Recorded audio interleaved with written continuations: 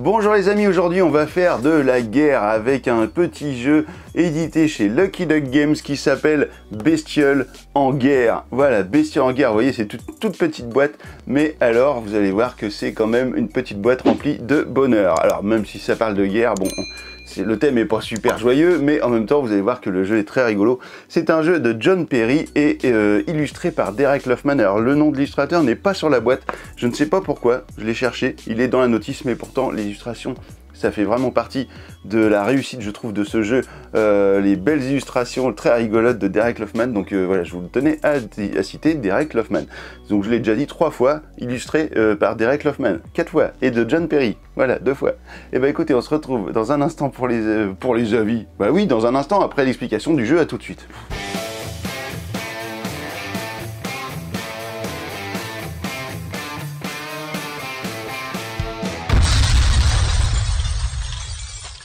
Alors voilà le matériel de Bestioles en guerre. Donc ici vous avez ce qu'ils appellent des théâtres de guerre. Donc 3 terrains de jeu. En gros on va avoir l'air, la mer et la terre. Ici nous avons les points de victoire, à savoir que le but du jeu sera d'accumuler 12 points de victoire. Donc vous ne pourrez pas cumuler 12 points de victoire sur une seule et même partie. Donc vous serez obligé de rejouer plusieurs parties afin d'arriver à 12 points. Sachant que si vous gagnez une partie, si vous avez la majorité sur au moins 2 des théâtres à la fin d'une partie, une manche on va dire, eh bien vous gagnez 6 points. Et si vous abandonnez, eh bien on va voir ça juste après, mais vous pouvez gagner peut-être un petit peu moins de points, mais voilà, ça peut être aussi une manière de gagner la partie sur le long terme. Ici nous avons une carte premier joueur et une carte deuxième joueur qui ont exactement le même verso et qui seront tirés au sort et qui changeront à chaque manche. Il y a une particularité sur ces cartes premier joueur et deuxième joueur, c'est qu'ici, vous n'avez pas les mêmes points en cas de retraite. Alors on va voir ça juste après. Au niveau des cartes de jeu, vous en avez 18 qui sont ici. Donc à chaque fois, vous aurez 6 cartes par joueur et vous aurez 6 cartes qui ne seront pas jouées lors de cette manche. Alors on va retrouver des cartes des différents terrains, que ce soit les terrains blancs, verts ou bleus. Et comment va se passer une carte? Allez, je vais en prendre 2 ici, comme ça, ça va être pas mal. On va prendre également, tiens, pourquoi pas celle-ci, allez, la bleue, hop, voilà. Alors, qu'est-ce qu'on va retrouver sur des cartes? On va avoir déjà une valeur numérique qui sera juste ici. Lorsque vous allez comptabiliser pour chaque théâtre de jeu la majorité d'un côté ou de l'autre des joueurs, eh bien vous allez forcément ajouter ces valeurs-là pour définir qui est la majorité sur tel ou tel théâtre de guerre. Ensuite, nous avons le nom de la carte qui n'a aucune importance en vrai dans le jeu. Vous avez ici un détail du pouvoir de cette carte. Alors, toutes les cartes n'ont pas de pouvoir. Comme vous voyez, le navire de guerre, lui, n'a aucun pouvoir, mais par contre, il a une force de 6. Donc à un moment donné, il ne faut pas exagérer, on ne peut pas avoir le beurre et l'argent du beurre. Donc ici, vous avez donc par exemple, vous pouvez jouer vos cartes de force 3 au moins, ou moins, pardon, dans des théâtres ne correspondant pas. Voilà, parce que à la base, vous êtes obligé de jouer vos cartes blanches dans le théâtre blanc.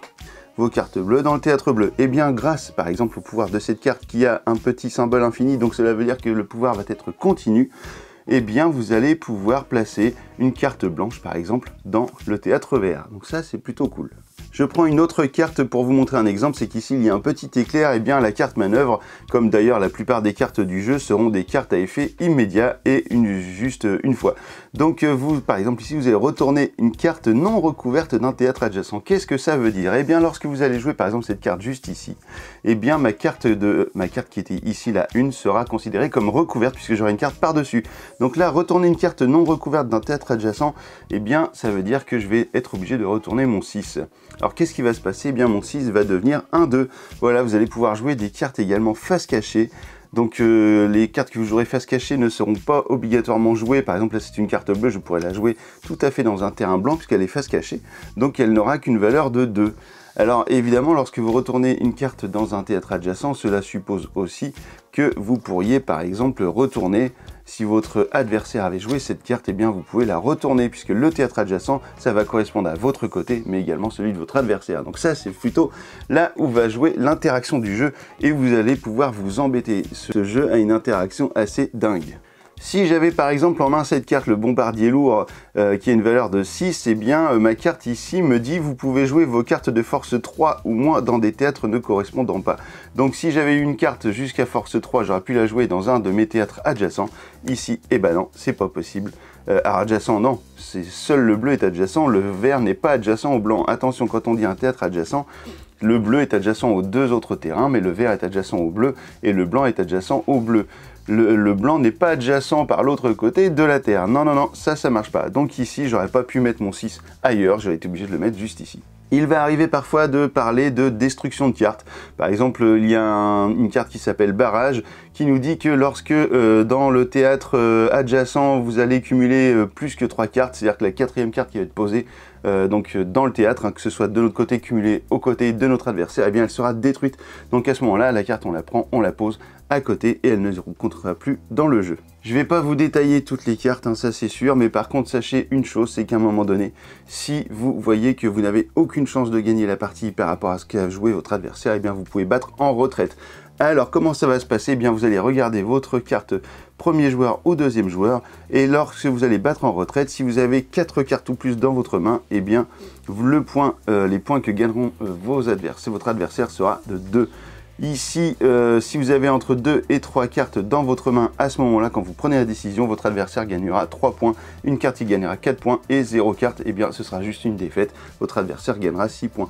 Ces valeurs seront différentes sur la carte du deuxième joueur, puisque c'est 5 cartes ou plus 3 4 cartes, 2 cartes et 0, une carte. Une dernière petite chose, une carte qui est retournée, qui a une valeur de 2, et bien si par l'effet d'une autre carte, elle est à nouveau retournée, et bien elle reprend sa place comme à l'origine. Et si par exemple cette carte était retournée et par un effet de jeu on nous demande de la retourner, et bien même si elle ne correspond pas au terrain en question, ici le vert, et bien elle reste quand même en place et elle marquera quand même les points à la fin de la partie. Donc à la fin de chaque manche, et bien vous allez regarder qui a la majorité. On va faire un petit truc vite fait comme ça, hop, et voilà, on pourrait très bien avoir une fin de partie comme celle-là. Donc en fait, comment ça va se passer? On va regarder chaque terrain. Donc ici, au niveau de l'air, le joueur 2 a 7 points, ici on en a 10, donc le joueur blanc, premier joueur pardon, gagne ce terrain. Ici il a 8 points, l'autre joueur en a 6, il gagne le deuxième terrain, donc déjà il a gagné la partie. Et ici il a 4 points, le joueur 2 pardon, a 4 points également. Et bien à chaque fois qu'il y a une égalité, c'est le premier joueur, c'est inscrit ici, remporte les égalités, c'est le premier joueur qui va gagner la partie, donc qui va gagner pardon, la majorité sur ce terrain. En l'occurrence, le joueur 1 a gagné la manche au complet, il gagne 6 points. Et là, on remélange toutes les cartes, on redistribue 6 cartes à chacun. On met de côté les 6 cartes qui ne servent pas.